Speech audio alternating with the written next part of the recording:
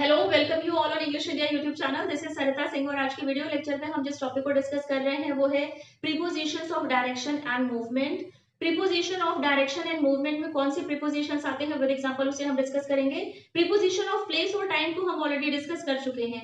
जब हम प्रीपोजिशंस की बात करते हैं, प्रीपोजिशंस वो वर्ड होते हैं जो किसी भी सेंटेंस में नाउन या प्रोनाउन का रिलेशन सेंटेंस के अदर पार्ट के साथ बताते हैं, या हम ये भी कह सकते हैं कि प्रीपोजिशंस वो वर्ड होते हैं जो किसी भी सेंटेंस में नाउन या प्रोनाउन की प्लेस के बारे में हमें बताते हैं। नाउन या प्रोनाउन ने जो एक्टिविटी करी है वो किस टाइम पर करी है इसको बताते हैं, या नाउन या प्रोनाउन किस डायरेक्शन में जा रहा है, मूवमेंट क्या है उसका, उसे हमें प्रीपोजिशंस ही बताते हैं।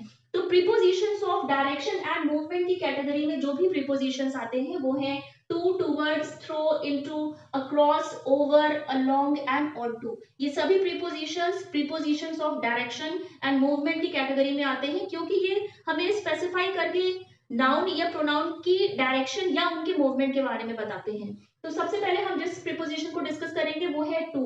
जो टू प्रीपोजिशन है ये इंडिकेट करता है, it indicate a specific destination, या तो वो प्लेस हो सकती है या किसी भी तरह का इवेंट हो सकता है। एग्जांपल है जैसे कि I am travelling to Delhi tomorrow. तो यहाँ पर टू क्या है, ये एज अ प्रीपोजिशन की तरह आया है, इंडिकेट करा है स्पेसिफिक डेस्टिनेशन के लिए कि मैं ट्रेवलिंग कर रहा हूँ, किस किस डायरेक्शन में ट्रेवलिंग कर रहा हूँ, टू दिल्ली टुमारो, मतलब मैं कल करूंगा। तो स्पेसिफिक डायरेक्शन को बताने के लिए प्रीपोजिशन टू का यूज हुआ है। नेक्स्ट एग्जांपल है I have never been to a cricket match. तो हमने यहाँ बात की थी या तो वो स्पेसिफिक टू जब as a preposition of direction या मूवमेंट की कैटेगरी में आएगा तो या तो वो किसी स्पेसिफिक डेस्टिनेशन को बताएगा या किसी प्लेस को बताएगा या किसी इवेंट को बताएगा। जैसे कि I have never been to a cricket match, तो ये एक तरह का इवेंट है कि मैं कभी भी जो क्रिकेट मैच है, जो इवेंट हुआ है, उसमें नहीं जा पाया हूँ। तो यहाँ पर टू एज अ प्रीपोजिशन आया है, क्रिकेट मैच यहाँ पर एज अ इवेंट की तरह आया है, बताया गया है।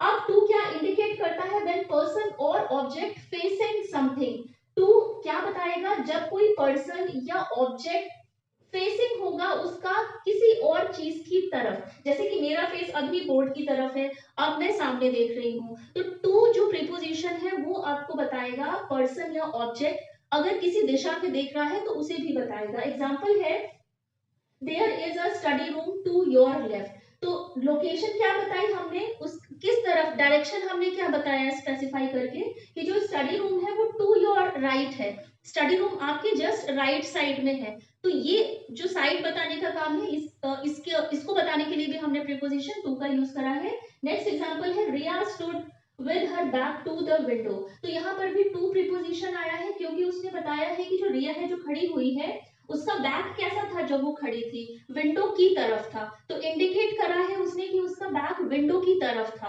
तो यहाँ पर टू का यूज हमने करा है preposition of direction and movement की कैटेगरी में, जब कोई हमने स्पेसिफिक डेस्टिनेशन बताई है, कोई इवेंट बताया है, या हमने किसी पर्सन या ऑब्जेक्ट का जो उसका फेसिंग है, जब वो अगर किसी और चीज की तरफ देख रहा है तो उसको भी हमने टू प्रीपोजिशंस के थ्रू बताया है।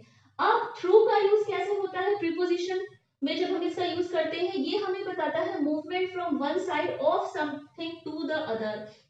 तो थ्रू प्रीपोजिशन का यूज भी हम करते हैं जब हम मूवमेंट बताते हैं, किसी एक साइड से दूसरी साइड की तरफ जब हम जाते हैं, किसी एक पॉइंट से जब हम दूसरे पॉइंट पे जाते हैं तब उसे हम जिस प्रीपोजिशन के थ्रू बताते हैं वो है थ्रू। अब थ्री डायमेंशनल हैविंग और appearing length width and depth. अब थ्रू एज अ प्रीपोजिशन का यूज आप तब करेंगे जब आप एक थ्री डायमेंशनल स्पेस के बारे में बताते हैं जिसका होता है हैविंग मतलब होना, अपीयरेंस मतलब है, जिसका क्या है या तो लेंथ है या विड्थ है या डेप्थ है, मतलब वो थ्री डायमेंशनल कोई भी एरिया, कोई स्पेस या कोई चीज जिसका लेंथ भी है, ब्रेथ भी है एंड डेप्थ भी है। एग्जांपल से आपको बेटर समझ में आएगा। The rat is going through a pipe. तो यहाँ पर थ्रू क्या है, एज अ प्रीपोजिशन की तरह आया है। पाइप यहाँ पर क्या है, एक तरह से पाइप है वो आपको दिखता है थ्री डायमेंशनल, उसका जो अपीयरेंस है वो थ्री डायमेंशनल है। तो पाइप आपको दिख रहा है, उसमें क्या है, लेंथ है, विड्थ है एंड डेप्थ भी है। तो जो रैट है वो किस तरह से जा रहा है, थ्रू द पाइप, मतलब कि रैट जो है वो पाइप से निकलता हुआ दूसरी साइड की तरफ निकल रहा है। एक साइड से वो पाइप के अंदर गया और दूसरी साइड से निकला। तो जो थ्रू द पाइप हम ये बोलेंगे जो उसने ये जो पूरा स्पेस कवर किया है इस साइड से लेके इस साइड तक का, तो थ्रू द विंडो मतलब उसने वो पूरा स्पेस यूज करा है।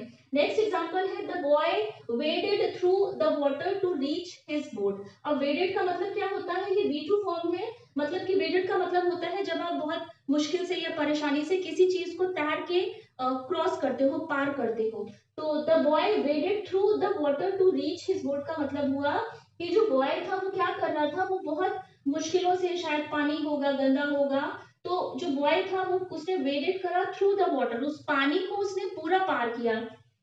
अगर सपोज यहाँ पर पानी है तो उस पानी को उसने पूरा क्रॉस करके वो कहाँ पर पहुंचा, अपनी बोट के पास में पहुंचा। तो थ्रू का यूज हम कब करेंगे, जब हमें मूवमेंट बताना होगा, एक साइड से अदर साइड का मूवमेंट हम बताएंगे। थ्री डायमेंशनल स्पेस होगी जिसका लेंथ, डेप्थ एंड विथ होगा। अब यहाँ पर तो हमने पाइप को बताया है जिसका 3D है। अब वाटर यहाँ पर एज ए स्पेस के सेंस में आ गया, क्योंकि जो बॉय था उसने वो गो थ्रू हुआ, पूरे वाटर को उसने क्रॉस करा और फिर जाके उसने अपनी बोट को लिया या उस बोट में वो बैठा।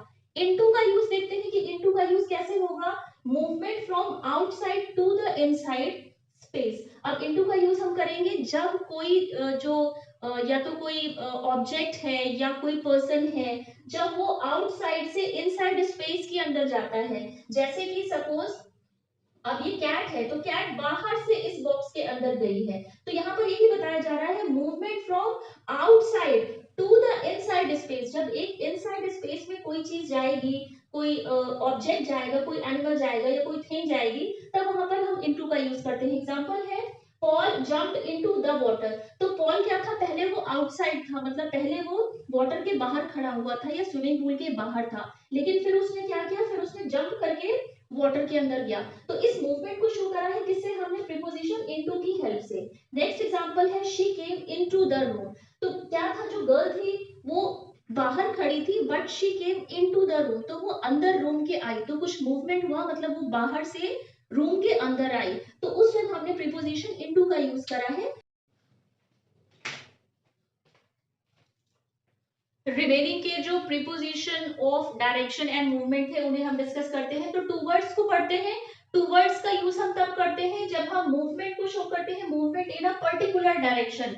Movement in a particular direction की जब हम बात करते हैं तो प्रीपोजिशन टूवर्ड्स का यूज करेंगे। एग्जांपल है the Ram kick the ball towards the goal. तो यहाँ पर टूवर्ड्स का यूज हमने करा है, किस लिए करा है, जब हम एक पर्टिकुलर डायरेक्शन की बात करते हैं कि राम जो है उसने बॉल को किक करा था एक पर्टिकुलर गोल की तरफ, मतलब जो गोल का नेट था उसने उसी तरफ डायरेक्शन करके उसको बॉल को किक करा, तो तब हम टुवर्ड्स का यूज करेंगे जब हम किसी पर्टिकुलर डायरेक्शन की बात करते हैं। ओवर का यूज हम करेंगे जब मूवमेंट को दिखाना होगा from one side of a place to another. ये कुछ इंपॉर्टेंट बातें आप जरूर ध्यान रखिएगा। ओवर का यूज हम करेंगे जब हम किसी भी तरह का मूवमेंट दिखाएंगे one side of a place, किसी एक जगह से किसी दूसरी जगह पे जाने का जब हम मूवमेंट दिखाएंगे टू द अनदर, वहां पर हम ओवर का यूज करेंगे। एग्जांपल है she jumped over the wall and open the gate. तो यहाँ पर क्या हुआ, she jumped over the wall, वो पहले क्या थी, वो पहले वॉल के इस तरफ खड़ी हुई थी, फिर उसने क्या किया, उसने जंप करा, तो एक प्लेस से वो जंप करके दूसरी प्लेस में गई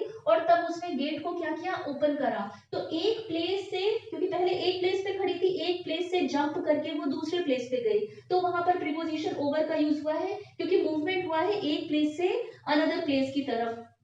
क्योंकि पहले वो खड़ी थी एक जगह पर, जंप करके वो क्या गई, उसने वॉल को क्रॉस करा और उसने गेट को ओपन करा। नेक्स्ट है जो प्रीपोजिशन वो है अलोंग। अलोंग इंडिकेट करता है पैरेलल मूवमेंट और साइड बाय साइड मूवमेंट को। एग्जांपल देखते हैं, जैसे कि I followed him along the corridor. तो यहाँ पर हम अलोंग की बात कब करेंगे, जैसे सपोज कि ये एक रोड है, तो अलोंग की बात हम ये कर रहे हैं कि जो पर्सन है वो इस तरह से जा रहा है और उसके साथ में ही मैं चल रहा हूँ, मतलब दोनों मूवमेंट साथ में हो रहे हैं, वो पर्सन भी जा रहा है और मैं भी उसके साथ जा रहा हूँ। तो यहाँ पर क्या है, I followed him along the corridor, मतलब कि वो पर्सन भी चल के जा रहा है और मैं भी उसके साथ में साइड बाय साइड मैं भी चल के जा रहा हूँ, तो प्रीपोजिशन अलोंग का यूज होगा।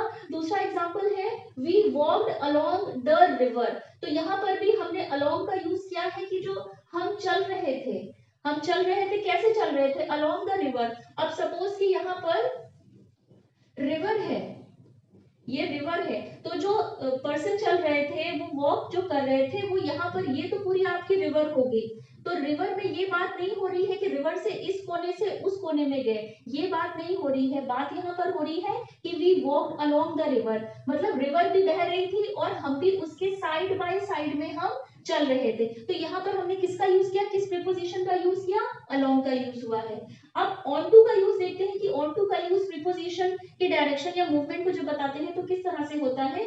Movement to a particular space, जब हम एक मूवमेंट को बताते हैं जो किसी पर्टिकुलर स्पेस में होता है, टॉप ऑफ समथिंग, मतलब कि सपोज कोई चीज रखी है, अगर उसके ऊपर कोई मूवमेंट होता है तो वहां पर हम ऑन टू का यूज करते हैं। इनटू और ऑन टू में आप कंफ्यूज नहीं होइएगा, क्योंकि इनटू का यूज हम तब करते हैं जब हम डायरेक्शन या मूवमेंट की बात करते हैं। कोई बाहर से जब कोई चीज अंदर की तरफ जाती है, जैसे कि सपोज ये एक बॉक्स है, अब यहाँ पर एक बॉल है, तो बॉल जो है वो आउटसाइड स्पेस से वो इनसाइड में गई, तब यहाँ पर आपने किस चीज का यूज किया, तब आपने यहाँ पर इनटू का यूज किया, क्योंकि आउटसाइड से बॉल इनसाइड गई है।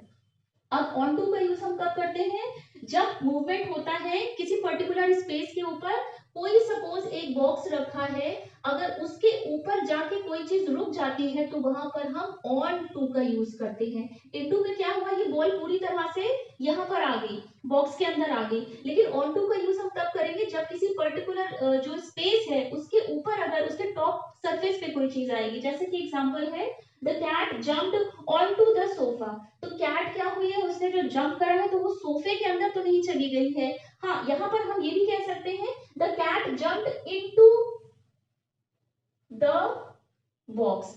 तो जो बॉक्स को हमने बोला तो कैट क्या करी है, the cat jump into the box, जो कैट थी वो बाहर से बॉक्स के अंदर चली गई है, इनसाइड हो गई है, तब हम इनटू का यूज करेंगे। लेकिन जब हम ये बता रहे हैं कि जो कैट ने जंप किया है और जंप करके वो किस सरफेस पे चली गई है, सोफे पे चली गई, तो हम ऑन टू का यूज करेंगे। तो ये डिफरेंस आप जरूर ध्यान रखिएगा, इनटू और ऑन टू का। इनटू में आउटसाइड से चीज इनसाइड जाएगी, उसमें अंदर रह जाएगी, लेकिन ऑन टू का यूज हम करेंगे जब कोई भी थिंग या कोई पर्सन जो है वो टॉप सरफेस पे रहेगा, तो वहां पर हम ऑन टू का यूज करेंगे। अक्रॉस और है, अक्रॉस मूवमेंट को शो करता है, movement from one side to another side. तो अक्रॉस हमको एक मूवमेंट के बारे में शो करता है जो हम एक साइड से दूसरी साइड को करते हैं। एग्जांपल है, the old lady is walking across the road. Suppose कि ये रोड है और जो ओल्ड लेडी है उसने रोड को क्या किया है, उसने रोड को पूरा क्रॉस कर दिया है, अक्रॉस द रोड। तो यहाँ पर हम प्रीपोजिशन अक्रॉस का यूज करेंगे, क्योंकि हमने ये बताया है कि जो लेडी का जो मूवमेंट था वो एक प्लेस से